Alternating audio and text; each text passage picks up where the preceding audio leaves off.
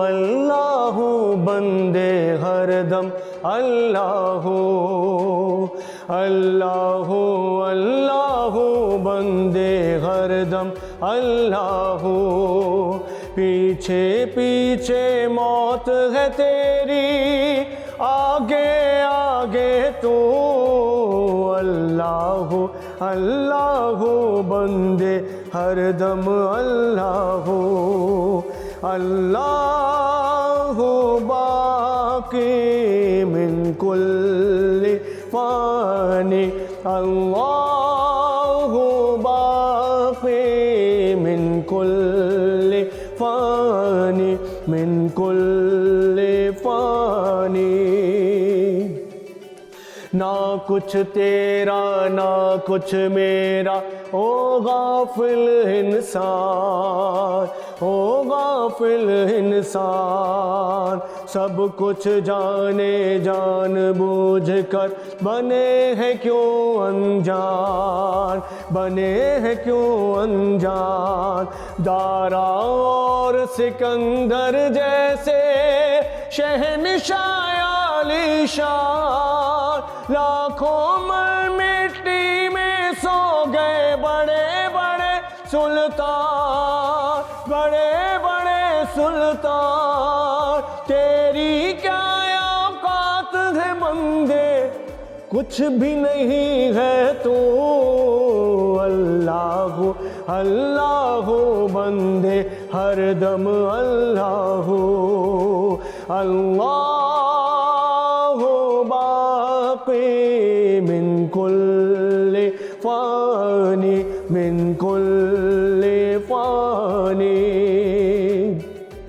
تیرا میرا جیون جیسے چلتے پھرتے سائے چلتے پھرتے سائے جوں جوں بڑھتی جائے عمریا جیون گھٹتا جائے جیون گھٹتا جائے موت کھڑی ہے سر پہ تیرے جانے کب آ جائے ایک سانس کا پنچھی ہے تو کون تجھے سمجھائے کون تجھے سمجھائے رہ جائے گا پنجرا خالی اڑ جائے گی روح اللہ اللہ بندے ہر دم اللہ اللہ باقی من کل فانی من کل فانی تنہا قبر میں ہوگا تیرا ہوگا نہ کوئی میر ہوگا نہ کوئی میر اللہ ہی اللہ بول سلامت اللہ ہی اللہ اللہ ہی اللہ اللہ ہی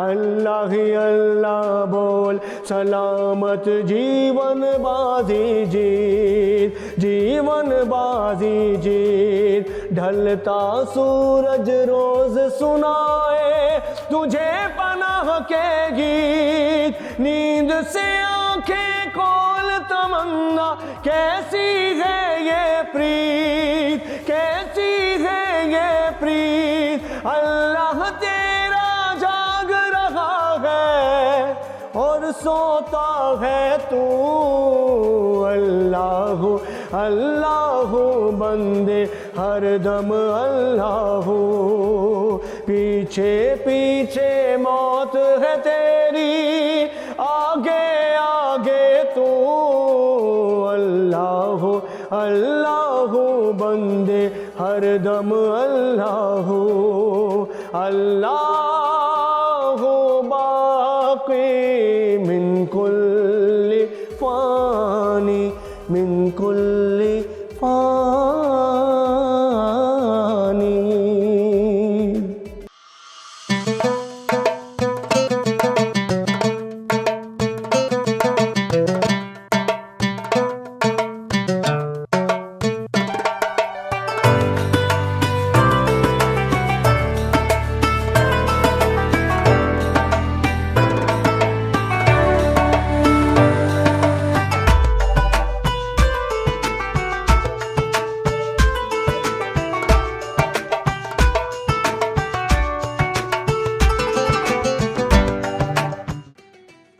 السلام علیکم. آج ہم آپ کے ساتھ حاضر ہیں ایک نئی ایپیسوڈ کے ساتھ انعام رمضان میں. اور آج جو ہم جس ٹاپک پہ گفتگو کرنے والے ہیں وہ بڑا امپورٹنٹ ٹاپک ہے ہمارے سوشل سیکٹر کے حوالے سے بھی, ہمارے اکنامک سیکٹر کے حوالے سے بھی, ہمارے ریلیجن سیکٹر کے حوالے سے. ہر لحاظ سے یہ بہت امپیکٹفل ہے اور ہر لحاظ سے ہمیں اس کو جو ہے صحیح کرنے کی ضرورت ہے, جو کہ بہت زیادہ تباہی کی طرف جا چکا ہے. ہم بات کر رہے ہیں گداگری کی, ہم بات کر رہے ہیں بھیک مانگنے کی اور اس کے پیچھے چلنے والا پورا بزنس. اس کے لیے بات کرنے کے لیے ہمارے ساتھ آج ہمارے ساتھ ہیں آغا سید غلام نبی موسوی صاحب, جو کہ ماہر طب نبوی ہیں اور اپنے پروفیشن کے ساتھ ساتھ یہ بہت خوبصورت سا دل رکھتے ہیں معاشرتی مسائل کے حوالے سے بھی. تو آج ہم جو بات کر رہے ہیں وہ آغا صاحب وہ بات کر رہے ہیں ہم گداگری پہ, جو آج کل بھیک مانگی جا رہی ہے اور جس طرح سے اس کا یہ پورا کاروبار ایک بن گیا ہے اور جس طرح سے یہ ہماری سوسائٹی کو کھوکھلا کر رہا ہے. کھوکھلا ان سینس کہ جو آپ جو مانگ رہے ہیں بھیک وہ تو مانگ رہے ہیں, وہ نئے نئے طریقے لا رہے ہیں, اپنے جسم کو نقصان پہنچا کر بھی بھیک مانگتے ہیں تاکہ لوگ زیادہ سے زیادہ ان کو دے سکیں. اس کے علاوہ جو سب سے امپورٹنٹ فیکٹر جو ہے جو ہم مس کر جاتے ہیں اس میں کہ جو سفید پوش لوگ ہیں وہ اس کی وجہ سے بڑے عذاب میں آتے ہیں, کیونکہ ان کی جو ہمیں مدد کرنی چاہیے وہ ہم مدد ان کے بجائے ان لوگوں کو دے دیتے ہیں جو کہ اس مدد کو ڈیزرو نہیں کرتے. اس بارے میں آپ ضرور بتائیے. بسم اللہ الرحمن الرحیم. جی یہ جو آج کا ٹاپک ہے یہ ہمارے لائف کا ایک ایسا امپورٹنٹ حصہ ہو چکا ہے آج کل کہ ہم سب اس کا جو ہے اس کے اندر گھرے ہوئے ہیں. اور یہ جو گداگری والا ایک سلسلہ آج کل اتنا چل رہا ہے جس میں ہم پاکستانی تو کہیں پیچھے نہیں ہیں. پاکستان تو چھوڑیں باہر ملکوں تک بھی ہم جا چکے ہیں. بالکل, اور یہ بڑی بدنامی کا باعث بن رہا ہے ہماری. اور کچھ ایسے ممالک بھی ہیں جو اس کی وجہ سے اتنے پریشان ہیں کہ وہ اب صحیح لوگوں کو جو ڈیزرونگ لوگ ہیں ان کو بھی ویزا ریجیکٹ کر دیتے ہیں. اس وقت کرنٹلی دبئی کے ویزا پاکستانیز کے لیے بند ہیں. جی بالکل, کوئی بھی وزٹ ویزا بھی نہیں ہے, جاب ویزا بھی نہیں ہے, کچھ نہیں. صرف اس کی وجہ یہ گداگر یہاں سے 2 لاکھ 3 لاکھ انویسٹ کر کے وہاں جاتے ہیں, بلکہ ان کے انویسٹرز بھی کوئی اور ہیں پیچھے. بالکل, وہاں جا کے انہوں نے یہ ایک پروفیشن شروع کیا, روڈوں پہ کھڑے ہو کر مانگنا شروع کیا, اور یہ سلسلہ اس سے ان کی تو صحت پہ کوئی اثر نہیں پڑا بلکہ ہماری پوری قوم کے لیے شرمندگی کا باعث بنا. بالکل ایسے ہی ہے. میرا جانا ایران بھی ہوا, عراق بھی ہوا. جب یہ 40 کا سلسلہ ہوتا ہے اور یہ واک چلتی ہے آپ کی نجف سے کربلا کے درمیان, عراقی اتنا دل کھول کے آپ کو ویلکم کرتے ہیں. کوئی ایسی چیز نہیں ہے کہ آپ کو اس واک کے درمیان آپ سوچیں اور وہ آپ کے سامنے پیش نہ ہو. یہ تصور سے خالی, مطلب جو آپ نے سوچا وہ آپ کو ملے گا. لیکن وہاں اگر آپ یہ سوچیں کہ ہمیں پاکستانی کوئی بیکاری مل جائے تو وہ بھی آپ کو مل جائے. اور وہ اتنا امبیرسمنٹ کا وقت ہے کہ پوری دنیا سے لوگ آئے ہوئے ہوتے ہیں اور مانگنے والے صرف پاکستان سے. یہ کہ انہوں نے بزنس بنایا اور جس کی وجہ سے ایک ہمارا وائٹ کالر افراد جو مستحق ہیں وہ اس میں جو ہے وہ چھپ جاتے ہیں اور وہ جو ہے ان کی مدد نہیں ہو پاتی پراپر. اور یہ ہمیں اور بحیثیت ہماری پوری قوم ہمیں شرمندگی کرواتے ہیں پوری دنیا کے اندر. بالکل ایسا ہی ہے. دبئی میں بھی ایسا ہے, وہاں آپ دیکھیں سعودیہ میں اس طریقے سے لوگ بیکاریوں کی صورت میں پکڑے گئے. پاکستان کا تو کوئی پرسان حال ہی نہیں ہے. اتنے مافیاز ہیں کہ آپ اگر کسی کو کچھ کہیں تو پیچھے ان کی پوری ٹیم آ جاتی ہے. بالکل ایسا ہی ہے, اور بہت لمبی چوڑی اور بہت اسٹرانگ ٹیم ہے. بالکل ایسا ہے. اور اگر کہیں دیکھا جائے تو بہت بڑے بڑے ہاتھ ان کے پیچھے رہتے ہیں. ان کو جو چھوڑنے آتے ہیں اور لینے آتے ہیں وہ بڑی بڑی گاڑیوں میں آتے ہیں.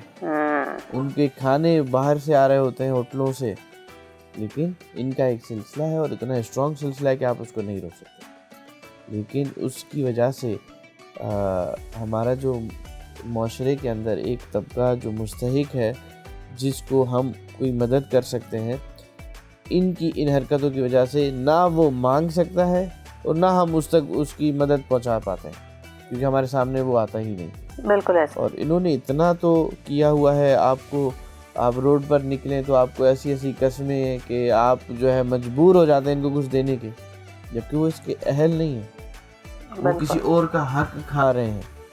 خاص طور سے ایسے لوگوں کا کہ جو مانگنے کو بہت معیوب سمجھتے ہیں اور جو مشکل سے گزارا بھی کر رہے ہوتے ہیں لیکن کبھی کسی کے سامنے ہاتھ نہیں پھیلاتے ہیں. تو ہمیں تو ان لوگوں کی طرف زیادہ توجہ دینی چاہیے، ان لوگوں کو زیادہ خیال رکھنا چاہیے. ہم اس کے بجائے جب ان لوگوں کو دے دیتے ہیں تو ہمارا جو ہم نے ایک پاٹ بنایا ہوا ہوتا ہے جو ہم زکوٰۃ کی مد میں دیتے ہیں، جو ہم خیرات کی مد میں دیتے ہیں، وہ ضائع ہو جاتا ہے. تو یہ ہماری آڈینس کو بتانا بڑا ضروری ہے کہ آپ ان لوگوں کو دینے کے بجائے آپ ایسے مستحقین کو ڈھونڈیے جو اس کے جن تک یہ پہنچنا ضروری ہے. اور دیکھیں آج کل ہمارے جو آڈینس ہیں، ہماری جو معاشرہ ہے بحیثیت قوم، وہ یہ جان چکی ہے کہ یہ ایک مافیا ہے، اور ان کی وجہ سے ہم سب پوری دنیا میں جو ہے پاکستانی قوم کو ذلت کا سامنا کرنا پڑتا ہے. ساتھ ساتھ میں ان کی وجہ سے مستحق افراد بھی، ان کے بھی حق تلفی ہو رہی ہوتی ہے. لیکن آپ بازار میں نکلیں تو صحیح، آپ کو اتنے لوگ مل جائیں گے اور ایسے ایسے روپ میں ملیں گے کہ آپ تصور نہیں کر سکتے. آپ ترس کھانے پہ مجبور ہو جاتے ہیں. کسی کی ٹانگ نہیں ہے، وہ گرمی میں ایسے رگڑتا ہوا خود کو لے کر آ رہا ہے، تو ایک دل میں درد تو ضرور رہتا ہے انسانیت کے اعتبار سے، لیکن یہ سب ان کے بنائے ہوئے ڈونگ ہیں.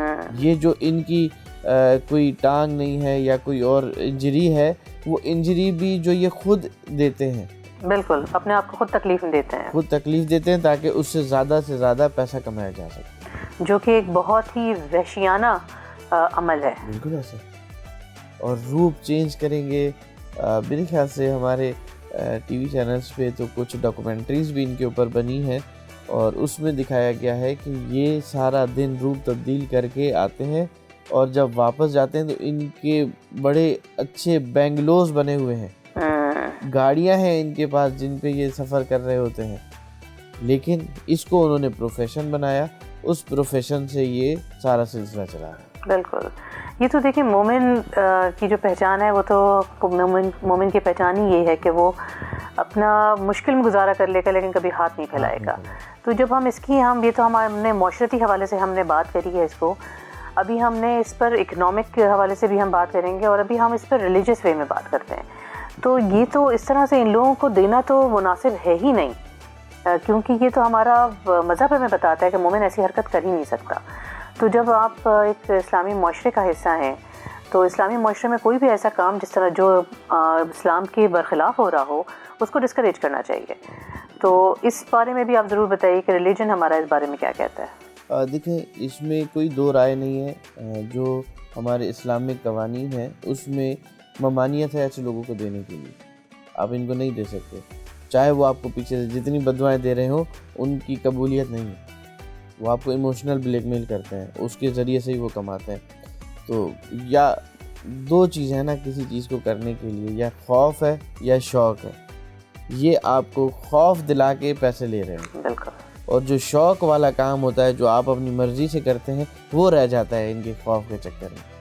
تو ہمیں اسلام، حالانکہ نام یہ اللہ کا لے کر دیتے ہیں، محمد کا نام لے کر مانگتے ہیں، لیکن بات وہی ہے کہ یہ مذہب کا حصہ نہیں ہے. اس کے علاوہ کوئی نام نہیں نا جس پہ کوئی ان کو دے سکے. یہ اللہ، اس کے رسول اور اہل بیت کے نام کے علاوہ کسی اور نام سے مانگے تو ان کو ملے گا بھی کچھ نہیں. بالکل ایسے ہی ہے. اور یہ اسی نام پہ ہی لوگوں کو بلیک میل کرتے ہیں. یہ تو ہمارے لوگوں کو سمجھنا بہت ضروری ہے کہ وہ ان چیزوں میں نہ آئیں، کیونکہ یہ مذہب کے برخلاف ہے. بالکل. ہمیں چاہیے ہم ان چیزوں کا بائیکاٹ کریں. اب اگر ہم آج سے اگر اس کی ایک شروعات، ایک چین بنائیں اور ہم بائیکاٹ کریں کہ ہم ان کو نہیں دیں گے، اور یہ اس چین کو بڑھائیں، سب مل کے اس کا اگر ایک توڑ کرنا چاہیں اور ان کو 1 روپیہ نہ دیں. شام کو جب ان کے پاس کچھ نہیں ہوگا، جو ان کے پیچھے سیٹ ہیں جو یہ ان کو لے کر آتے ہیں اور ان کی پوری پشت پناہی کرتے ہیں، جب ان کو کچھ نہیں ملے گا اور ان کی جیب سے جانا پڑے گا تو یہ چیز آٹومیٹکلی کم ہو جائے گی. بالکل. بہت سارے آپ دیکھیں لوگ رہتے ہیں جھگیوں میں ہی رہ رہے ہیں، غریب طبقے کے ہیں، لیکن وہ کوئی فروٹ کی ریڑھی لگا رہا ہے، کوئی سبزیاں بیچ رہا ہے، کوئی 3 ڈبہ بیچ کے اپنا گزارا کر رہا ہے، لیکن وہ محنت کرتے ہیں. بچے جاتے ہیں گاڑیاں صاف کرتے ہیں، چھوٹے بچے وہ محنت کر کے کما رہے ہیں, وہ ہاتھ نہیں پھیلا رہے. وہاں دیتے ہوئے خوشی بھی ہوتی ہے کہ اس بچے نے محنت کی ہے. یہ لوگ جو ہے سبزیاں بیچ کے کما رہے ہیں, لیکن وہ جو طبقہ صرف بھیک مانگ رہا ہے اس کو دینے سے گریز کریں. اور ہم اس پروگرام کے توسل سے یہ چاہتا ہوں کہ اس چین کی شروعات ہم خود سے کریں اور آج سے کریں کہ ہم ان کو کچھ نہ دیں, اس اماؤنٹ کو ہم سیف رکھیں اور آخر میں ایک ہینڈسم اماؤنٹ بن جائے گی. اگر ہم دیکھیں 15-20 دن کی ایک اماؤنٹ سیو کریں, جو روز ہم ان کو 50-100 روپے دے رہے ہوتے ہیں, تو 2-3 ہزار روپے بن جائیں گے اور کسی ایک غریب کے گھر کا راشن ہو جائے گا. تو ہم آج سے یہ تہیہ کریں.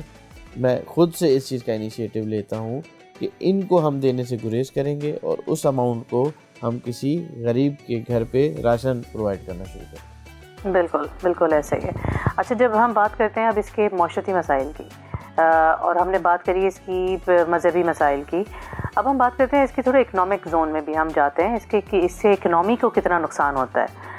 کیونکہ جب ہم اکنامی کی اپنی بات کرتے ہیں اور جب اکانومی ہماری غلط جگہ پہ چلی جاتی ہے جس کا کوئی امپیکٹ ہی نہیں بنتا سوسائٹی میں, تو وہ بھی ہماری اوور آل سوسائٹی کے لیے بھی بڑا مشکل ٹائم ہو جاتا ہے. کیونکہ آپ کی ہر چیز تو آج کل ویسے ہی آپ کو معلوم ہے اتنی مہنگی چل رہی ہے, لوگوں کے پاس اتنا نہیں ہے کہ وہ اس طرح سے لوگوں کو دے سکیں. اور جو غریب طبقہ اور جو بڑے کلاس طبقہ, جو سفید پوش جس کو ہم کہتے ہیں, وہ اس چکر میں جو ہے بالکل دب جاتا ہے. بلکہ سفید پوش تو اب بیچارے دیکھا جائے تو غربت کی طرف ہی ہیں. سفید پوش والا جو طبقہ ہے وہ ختم ہی ہوتا چلا جا رہا ہے. تو اس بارے میں بھی آپ ضرور بات کیجئے کہ یہ جو ہے اکانومی کو جو ہے ہمارے کس طرح سے اسٹیبلائز کر سکتی ہے. دیکھیں, طبقوں کی اگر بات کی جائے تو اب صرف ہمارے پاس یہ جو ہم ورڈ یوز کرتے تھے مڈل کلاس, وہ اب مڈل نہیں رہا, اب وہ لو کیٹیگری میں جا چکا ہے. بالکل ایسا ہی ہے. اب یا لو کیٹیگری ہے یا ہائی کیٹیگری ہے, یہ دو کیٹیگریز بچی. مڈل والا وہ اب مشکل سے اپنا گھر چلا رہا ہے, اب مجبوری ہے, اس کی حالات اتنے تنگ ہو چکے ہیں. تو ہماری اکنامی کو اگر آپ دیکھیں, ان کی جو یہ ٹرانزیکشن ہے یہ لاکھوں نہیں کروڑوں روپے کی ہے اگر آپ ایک دن کی ٹرانزیکشن دیکھیں. اور ان کی اس اماؤنٹ کے اوپر کوئی ٹیکس نہیں ہے, اور یہ اماؤنٹ جو ہے وہ جا کر کوئی بینکس میں نہیں رکھی جا رہی. یہ نہ بینکس میں جاتی ہے, ان کا کوئی چیک اینڈ بیلنس نہیں ہے, یہ کیش کی صورت میں ان کے پاس موجود ہوتی ہے, اور یہ لاکھوں روپے کی ٹرانزیکشن کیش کر رہے ہوتے ہیں. اب اس کیش کی وجہ سے ہماری گورنمنٹ کو اس سے کوئی ٹیکس نہیں ملتا, کوئی فائدہ نہیں ہوتا. جتنا ٹیکس گورنمنٹ کو ملے گا اس سے وہ سبسڈیز دیتے ہیں لوگوں کو. اب جب گورنمنٹ کے پاس ان کروڑوں روپے, اربوں روپے کا ٹیکس ہی نہیں پہنچا تو سبسڈی وہ کہاں سے دیں گے؟ تو اس کا انیشیٹو ہمارے گورنمنٹ کو بھی لینا چاہیے کہ اس طریقے کے افراد ان کو کڑی سے کڑی سزا دیں تاکہ وہ دوبارہ یہ کام نہ کریں. اور دوسرا, اس کے پیچھے جو ان کی پشت پناہی کر رہے ہیں ان کو بے نقاب کریں, ان کو ایسی سزا دیں کہ وہ ان معصوم بچوں سے, کیونکہ یہ بچے اگر آپ دیکھیں معصوم ہوتے ہیں, چھوٹے چھوٹے بچے, ان کی یہ عمر نہیں ہوتی, یہ کھیلنے کی عمر ہوتی ہے, جس عمر میں وہ ننگے بھوکے پیاسے روڈوں پہ بھٹک رہے ہوتے ہیں. تو ان کو جو یہ اس کام کے اوپر انہوں نے تعین کیا ہے, ان کو یہ سزا ملنی چاہیے کہ دوبارہ کسی بچے کے ساتھ ایسا نہ ہو. اگر کسی کی ہیلپ کرنی ہے آپ اس کے روزگار میں ہیلپ کر سکتے ہیں, اس کی مدد کر سکتے ہیں کہ وہ کوئی اپنا ذریعہ معاش کسی محنت کے ذریعے سے کرے, نہ کہ گداگری کے ذریعے سے. تو ہماری گورنمنٹ کو بھی چاہیے کہ ایسے انیشیٹوز ضرور لے تاکہ جو ان کے بیک ہینڈ پہ جو ان کو سپورٹ کر رہے ہیں ان کو اسٹاپ کیا جا سکے. بالکل بالکل, آپ نے بالکل صحیح فرمایا. تو جب ہم نے اس کی اکانومک سچویشن پہ جب ہم نے بات کری, اچھا, ان میں ایک چیز بڑی کامن ہے کہ ان کا جو ہے نا کہ ایک پورا جو مافیا بنا ہوا ہے, یہ اپنی مافیا کے ساتھ بڑے اسٹرانگ رہتے ہیں. ایسا ہی ہے, بالکل کھڑے رہتے ہیں. مطلب ایک کونے میں اگر کسی کو کچھ کر رہا ہے دوسرا کونے والا آ کر آپ کے اگینسٹ کھڑا ہو جائے گا. تو اس میں ہماری جو لا انفورسمنٹ ایجنسیز ہیں وہ بڑی اس میں پریشان ہو جاتی ہیں, کیونکہ یہ باقاعدہ ایک جرم نہیں مانا جاتا کہ جس دن یہ جرم کے طور پر آ جائے گا ہماری کتابوں میں کہ یہ جرم ہے تو پھر اس پر ایک کڑی سزا ہو سکتی ہے. ابھی تو وہ صرف مانگنے پر سزا نہیں دے سکتے, اس کو اٹھا بھی نہیں سکتے, کچھ کر بھی نہیں سکتے جب تک کہ وہ کچھ اور کسی عمل میں یا کسی اور فعل میں نہ شامل ہو جائیں جو کہ جرم کے اس میں آتا ہو. تو یہ بھی ایک بڑا مسئلہ ہے لا انفورسمنٹ کے لیے بھی. آپ اس کا بھی ضرور بتائیے کہ ہم اس کو کس طرح سے کلیکٹیو میجرز ہمیں لینے پڑیں گے تاکہ ہم اس کو ایک پراپر ایک لا بنا سکیں، تاکہ یہ ہمارے یہاں امپلیمنٹ ہو کہ جی گدھا گری جو ہے اب یہاں پر جرم ہے؟ دیکھیں کچھ قانون ایسے ہیں جس میں ہم سول اور سوسائٹی کو دیکھ سکتے ہیں، اور سوسائٹی کے اگینسٹ اگر کوئی جائے تو اس پہ جرمانہ بھی ہوتا ہے اور اس کو سزا بھی ہوتی ہے۔ اب یہ ہماری سوسائٹی کو نقصان پہنچا رہے ہیں، اگر ہم چاہیں اس پہ کوئی نہ کوئی لا گورنمنٹ چاہے تو بنا سکتی ہے اور بآسانی ان کو اپنے کیفر کردار تک پہنچا سکتی ہے، کیونکہ یہ ہماری سوسائٹی کو نقصان دے رہے ہیں، دیمک کی طرح چڑھتے جا رہے ہیں، ہمارے ملک کو نقصان دے رہے ہیں۔ یہ ہمارے یوں سمجھیں کہ ہمارے ملک کے اگینسٹ کام ہو رہا ہے، اس کی فلاح و بہبود کے لیے نہیں، اس کو نقصان دیا جا رہا ہے۔ تو اس کو اگر روکنا چاہیں ہمارے جو قانون ساز ہیں وہ ایک ضرور اس پہ بھی دیکھیں، اور اس طریقے کے جو لوگ ہیں ان کے اوپر کوئی ایکشن، کوئی لا ضرور پاس کیا جائے تاکہ ان کو کوئی سزا ہوگی تو یہ چیز آٹومیٹکلی کم ہونا شروع ہو جائے گی۔ سو جب ان کی ہم لا کی بات کرتے ہیں کہ دیکھیں ہم نے اگر لا نہیں بنایا تھا تو آج ہم اس کا نقصان اٹھا رہے ہیں، کیونکہ اب یہ چیز ہماری سرحدوں سے نکل کر باہر تک جا چکی ہے اور ہمیں ہر جگہ شرمندگی کا باعث بن رہی ہے۔ ہم جہاں بات کرتے ہیں کہ جی ہمیں اپنے ڈپلومیٹک ریلیشنز اچھے کرنے چاہیے، وہاں اس طرح کی چیزیں آ جاتی ہیں سامنے کہ جو ہمیں پھر پیچھے ایک بیک فوٹ پہ جانے پر مجبور کر دیتی ہیں۔ تو بہت بہت شکریہ آپ کا آغا صاحب، آپ نے ٹائم نکالا اور انتہائی امپورٹنٹ موضوع پر بات کری جو کہ ہمارے یہاں آج بھی نگلیکٹ کیا جا رہا ہے، جس پہ ہمیں سب کو کلیکٹیو میجرز لینے چاہیے اور اس کو نہ صرف ختم کرنا چاہیے بلکہ ہم جیسے آپ نے آج یہ لیا ہے پلیج کہ میں آج سے ان لوگوں کی بالکل مدد نہیں کروں گا اور ان کا مکمل بوائک آؤٹ کروں گا، تو میں بھی آپ کے ساتھ ہوں اس پلیج میں، اور میں چاہوں گی کہ ہمارے ناظرین بھی اس پلیج میں ہمارے ساتھ ہوں اور ہمارا ساتھ دیں، اور ہم ان لوگوں کے کام کو ڈسکریج کریں، ان لوگوں کو نہ دیں بلکہ ایسے لوگوں کو دیکھیں، اور ایسے بہت سے ادارے ہیں ناظرین ہمارے یہاں جو کہ ہمارے یہاں سفید پوش لوگوں کی مدد کرتے ہیں، ان کے لیے کچھ کرنا چاہتے ہیں، ان کی اسکل ڈیولپمنٹ پہ بھی کام کرتے ہیں اور ان کی ویسے بھی فائنینشیل مدد بھی کرتے ہیں۔ تو ان اداروں کو آپ ضرور ٹچ کیجئے، ان اداروں سے بات کیجئے اور کوشش کیجئے کہ اس طرح کے لوگوں سے اور اس طرح کے پروفیشن سے جو کہ ہمارے معاشرے کو بہت پریشان بھی کرا ہوا ہے اور ہمارے لیے صرف اور صرف کھوکھلا ہے، تو اس کو ہم ڈسکریج کریں۔ تو آگے بڑھتے ہیں ناظرین، ابھی ہم بریک کی طرف چلتے ہیں، بریک کے بعد واپس آئیں گے اپنے مہمان کے ساتھ اور دیکھتے ہیں کہ آج کی جو ہماری مہمان ہے وہ کتنا زبردست کام ہمارے اراؤنڈ کر رہی ہیں۔ ملتے ہیں بریک کے بعد۔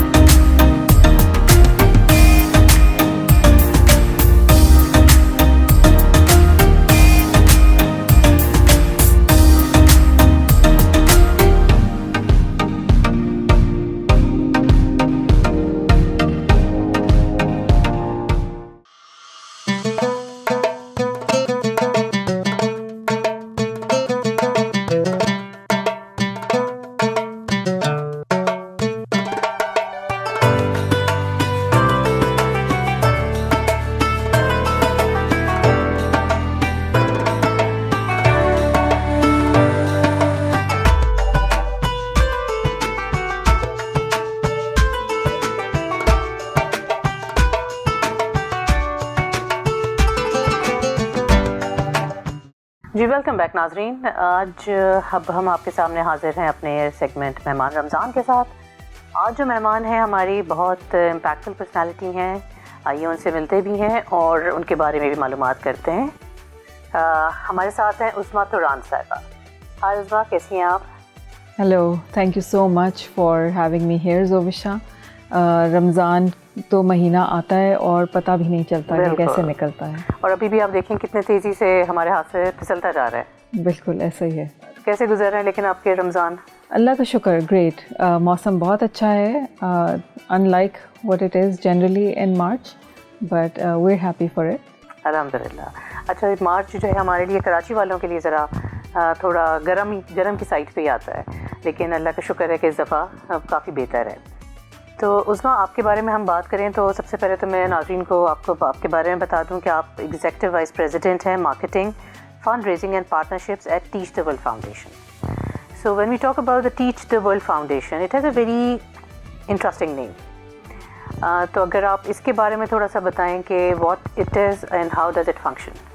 بالکل. ٹیچ دا ورلڈ فاؤنڈیشن کا آئیڈیا آیا تھا in the about 10 years ago to Shafiq Khan and Imran Saeed. یہ دونوں فرینڈس بنے, یو ایس میں رہتے ہیں, پاکستانیز ہیں, اور ان کا دل یہی ہے, اور انہوں نے امپیکٹ کریٹ کرنے کے لیے سوچا کہ ایجوکیشن میں کچھ کیا جائے اکٹھے. تو ان دونوں کی بیک گراؤنڈ بھی ایسی تھی کہ digital transformation and education was something that they used to do. So they decided, so they decided to work together for impact in the world, teach the world. اس لیے اس کا نام رکھا کہ افریقہ میں بہت غربت ہے اور بہت لوگ پیچھے ہیں, وہاں پڑھائی نہیں, education sector is very behind. So they decided that let's make an organization where we can spread digital transformation ke through education. Now they didn't realize کہ actually پاکستان میں ہی اتنا بڑا problem ہے where we're actually facing a crisis, and unless we address it right now, nothing can be done. ہم آگے نہیں پہنچ پائیں گے, کہیں پروگریس نہیں ہوگی کنٹری کی. ان فیکٹ اگر ہم آج کی بات کرتے ہیں کہ 26.2 million kids being out of school, everybody is talking about it. But what is being actually done? That is something that we need to really ponder over and not take too long over pondering. We have to be very quick in actually putting some solutions on the ground as fast as possible. Exactly.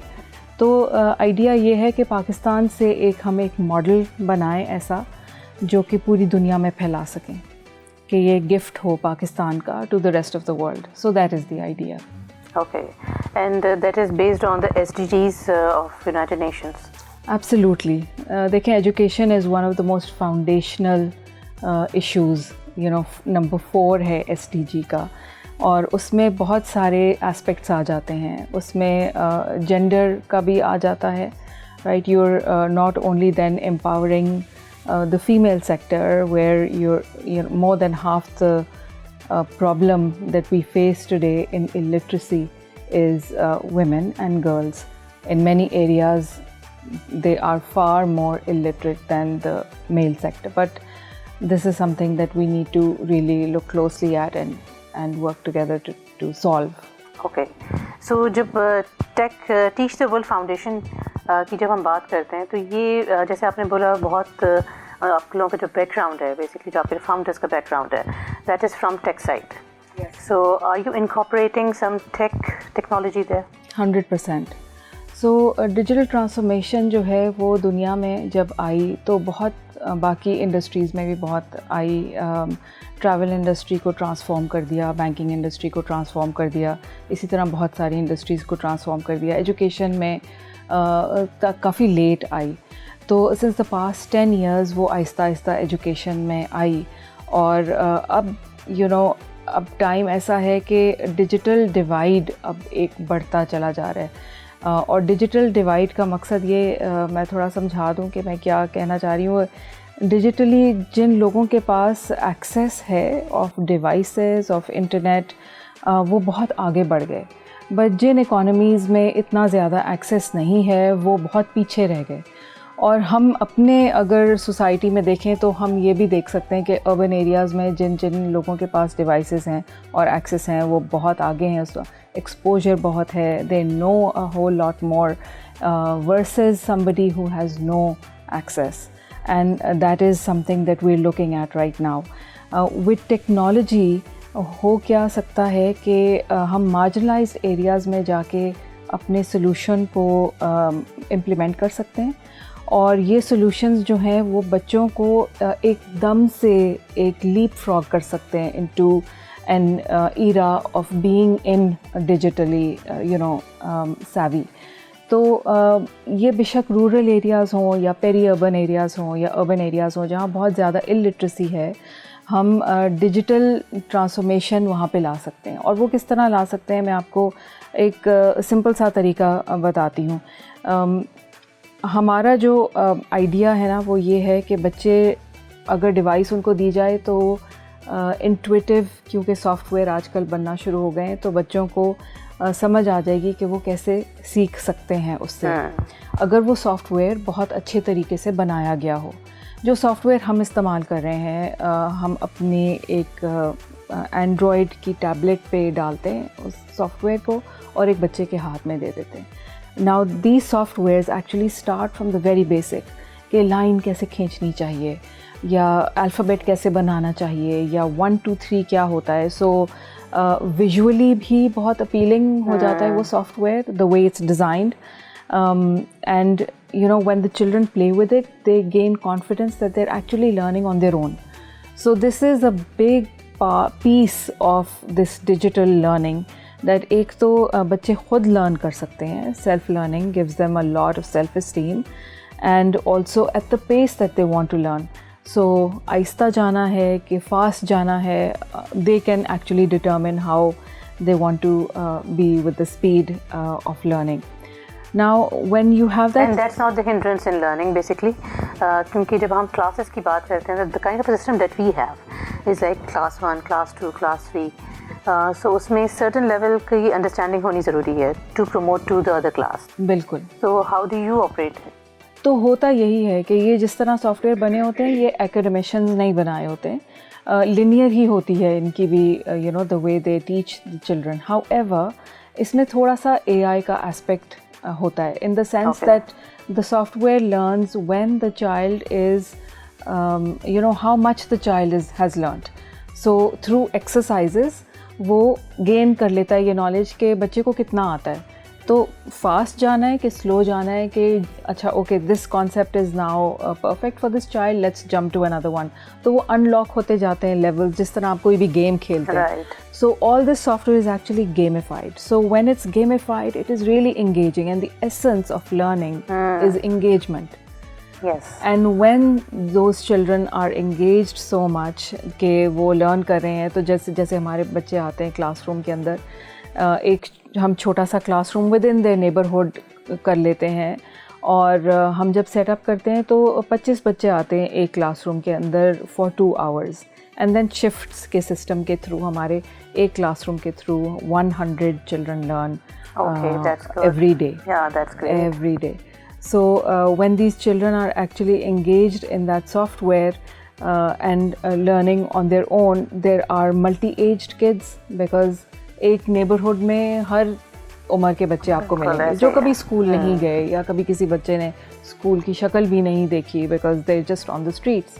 Now that's the kind of cohort that we're working with.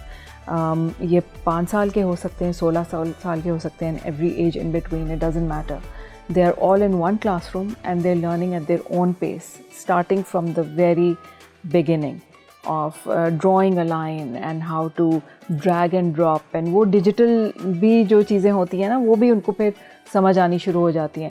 When they're solving these puzzles and they're unlocking levels for themselves, وہ ساری progress جو ہے نا ہم back and پہ دیکھ سکتے ہیں, بیکاز سافٹ ویئر کا جو سرور ہمیں دیتا ہے ڈیٹا, اس سے ہمیں پتہ چل جاتا ہے کہ کون سے بچے کس لیول پہ ہیں, کیسے پروگریس کر رہے ہیں. So you don't need assessments for them. They're inbuilt.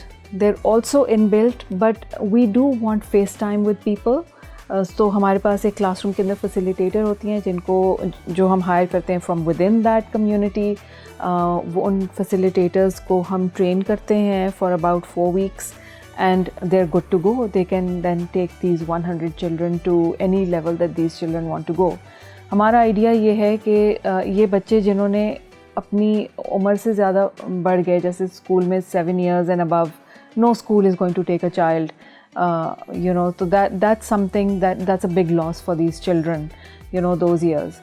So even if it's illustratively, اگر میں آپ کو کہوں کہ 10 سال کا کوئی بچہ ہے, کبھی اسکول نہیں گیا, وہ now is out of range for every other school but can come to us, can learn really quickly, اور on average we're seeing کہ 6 مہینے کے اندر بچے 1 سال کا جو academic year کا کورس ہوتا ہے وہ complete کر لیتے ہیں. We focus on English, Urdu and math in Pakistan.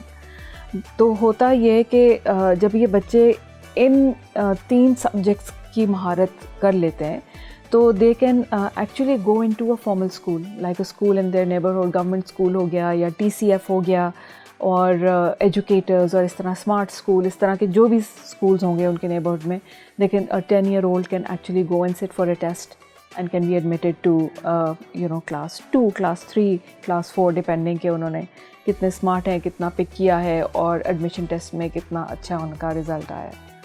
Right. So when we talk about admissions ان کے بچوں کے ہو جاتے ہیں اور یہ بعد میں کنونشنل اسکولنگ کی طرف چلے جاتے ہیں, سو ڈو یو تھنک کہ مطلب ان کا اڈاپشن کنونشنل اسکول میں اتنا آسان ہوتا ہوگا when they are coming from the tech background? تو کوشش ہماری یہی ہوتی ہے کہ we do balance it out a little bit, because دیکھیں ریالٹی تو یہی ہے کہ ہمارے اینالاگ ہے سب کچھ. We are writing, I am a big writer, میں نوٹ بک پینسل بہت استعمال کرتی ہوں, even though laptop is a huge part of my life, but when you are living in a society where everything is pen and paper based, you can't get away from it. And for many years we know کہ this is going to be the reality of these students. جب یہ اپنی matric کا بھی امتحان انشاءاللہ دیں گے تو وہ بھی فی الحال ابھی ڈیوائسز ہماری سسٹم میں نہیں آئی ہیں, تو ہم کوشش یہ کرتے ہیں کہ ان کو وہ بھی ایک جو ہے نا اسکل دیں. So every Friday we have a no tablet day, which is when children do arts and crafts and they also write on a copy and have a pencil and do all of that, all their work in there. This also helps them to go back home and show their parents کہ انہوں نے learn کیا کیا, right? اور assessments بھی ہماری کئی دفعہ پھر paper pencil based ہوتی ہیں تاکہ جو assess کر رہا ہے ان کو یہ پتہ چلے کہ will they be able to adapt in a school environment or any other environment when they go after this. So that is, yeah. Okay, so when we talk about the language, the learning language, تو یہاں پہ جب ہم پاکستان کی بات کریں تو there are many languages around us. So آپ کے میڈیم جو بیسک میڈیم ہے جو آپ لوگوں کی لینگویج سکھانے کا مطلب جو ٹیچ کرنے کا جو میڈیم ہے وہ کون سی لینگویج میں آپ لوگ کر رہے ہیں؟ دیکھیں کر تو ابھی رہے ہیں انگلش اور اردو دونوں کر رہے ہیں, لیکن ہم ایسے علاقوں میں ہیں جہاں پہ مکسڈ لینگویجز ہیں. There are so many communities where there is only Sindhi, only Balochi اور سرائکی اور Punjabi, and we are fully aware of the fact کہ جو مدر ٹنگ میں سکھایا جاتا ہے کسی بھی بچے کو وہ جتنا لرن کر پاتے ہیں اس لینگویج میں وہ کسی اور لینگویج میں نہیں ہوتا. بالکل ایسے ہی.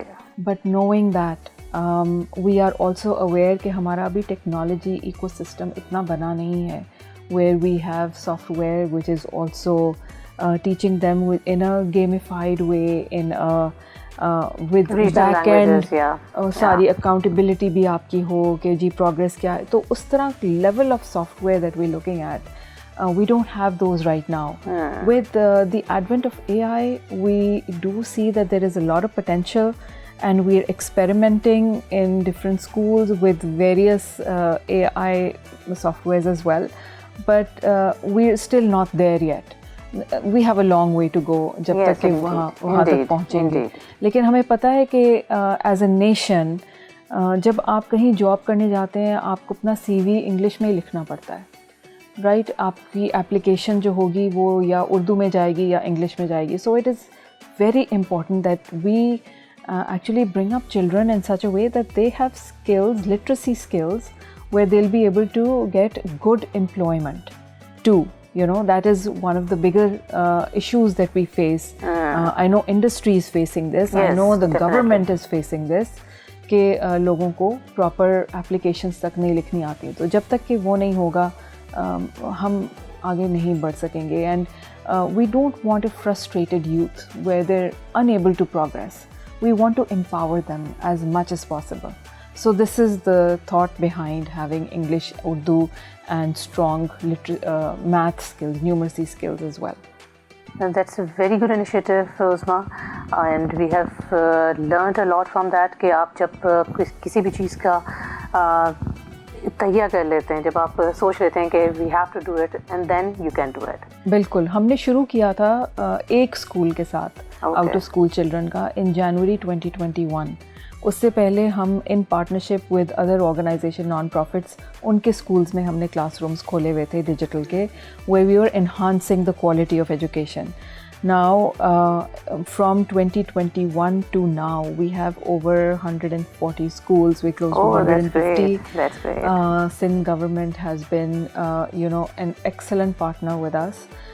Through Sindh Education Foundation, we've been able to set up 125 schools throughout Sindh, and we completed that project setting up those schools in under 18 months.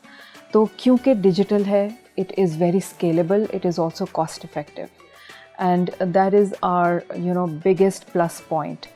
And that's the reason why we feel that this is one of the only solutions for the crisis that is facing us today. Yes, absolutely right. And I implore everyone to think about scalable solutions in education. Definitely. Scalable and sustainable. Definitely. Scalable and sustainable. Exactly. With this point, Uzma, میں آپ کا بہت شکریہ ادا کرتی ہوں کہ آپ ہمارے شو میں آئیں اور ہمیں آپ نے ایک نئی چیز کا بتایا, ایز ان سینس کہ ہمارے سوسائٹی میں اس چیز کا اتنی زیادہ ایکسیپٹیبلٹی نہیں ہوتی ہے کہ ایک تو ایجوکیشن پر ہم نے فوکس کرنا, دوسرے یہ کہ اس طرح کی ٹیک سیوی ایجوکیشن پہ فوکس کرنا. ہم لوگ اسکلس پہ تو جا رہے ہیں, ہمارے بچے اسکلز اڈاپٹ کر رہے ہیں, آئی ٹی کی اسکلز لے رہے ہیں, لیکن ایجوکیشن تھرو ٹیک یہ ذرا ہمارے لیے ایک نوول آئیڈیا ہے. سو بالکل اس کو سب سے پہلے تو all the best to you and your team کہ آپ لوگ یو ٹچ دا اسکائز, اور یہ بلکہ نہ صرف آپ کے اسکولز میں بلکہ تمام اسکولز میں یہ implement who. Thank you so much زوفیشا, آمین ٹو یور دعا. تھینک یو سو مچ. جی ناظرین, اس کے ساتھ ہم چلتے ہیں اپنے بریک کی طرف, اور بریک کے بعد آئیں گے and we'll head to kitchen, دیکھتے ہیں وہاں پر ہمارے لیے کیا بن رہا ہے.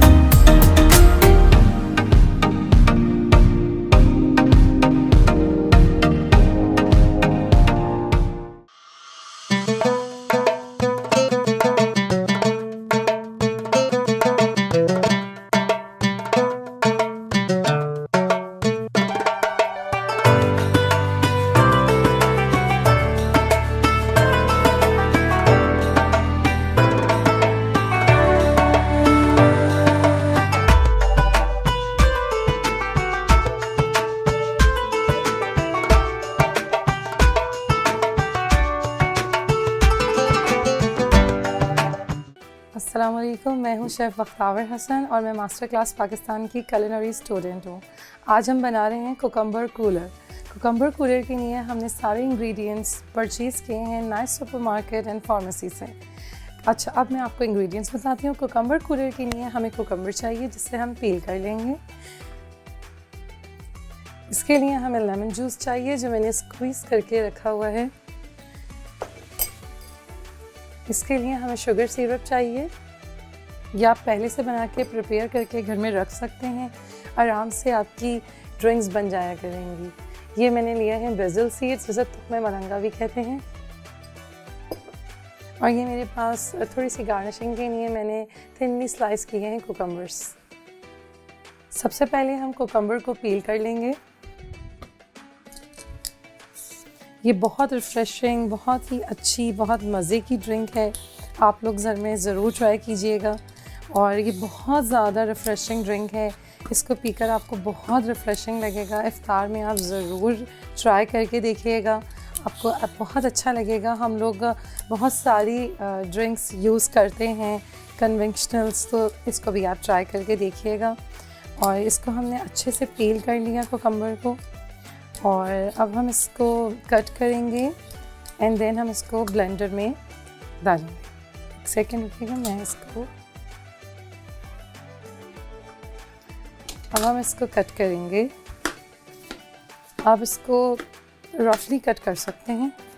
1 cucumber is enough for 2 glasses. اب ہم اس کو بلینڈر میں ڈالیں گے۔ ہم اس کے اندر شوگر سیرپ ڈالیں گے اکارڈنگ ٹو یور ٹیسٹ۔ میں اس کے اندر 3 to 4 ٹی اسپونس ڈال رہی ہوں۔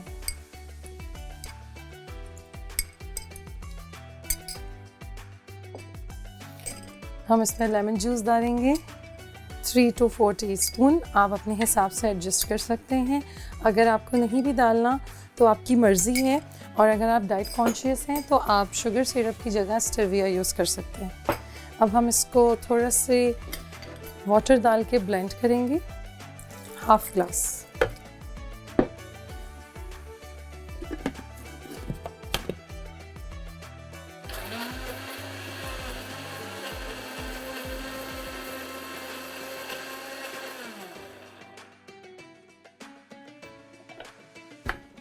اب ہم اسے اسٹرین کریں گے۔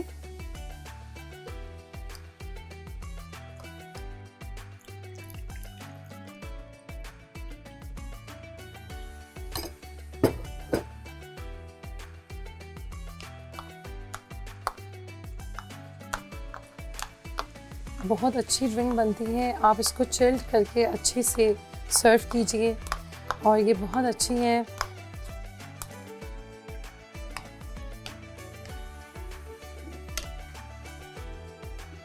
اب ہم اس کے اندر آئس پور کریں گے۔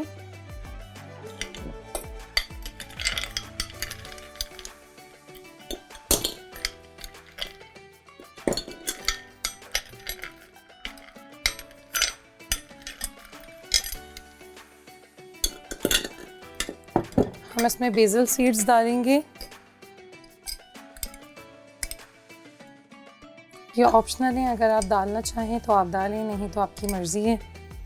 ہم اس میں تھوڑے سے چاپ منٹس ڈالیں گے، پودینہ۔ میری فیملی میں سب کو یہ بہت اچھی لگتی ہے، بہت ریفریشنگ لگتی ہے۔ افطار میں پینے سے اس کو پی کر زیادہ ہیوی بھی محسوس نہیں ہوتا۔ اور یہ اب ہم اس کے اندر کوکمبر جو ہم نے بلینڈس کیے تھے وہ پور کر دیں گے، تھوڑا اور کر لیں گے ہم اس کو اسٹرین۔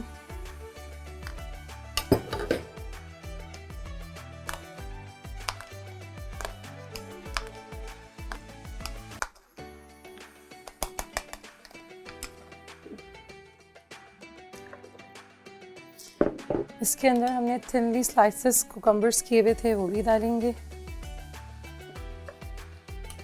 اور آپ کی یہ ڈرنک ریڈی ہے۔ ودن 3 to 4 منٹس یہ ریڈی ہو جاتی ہے۔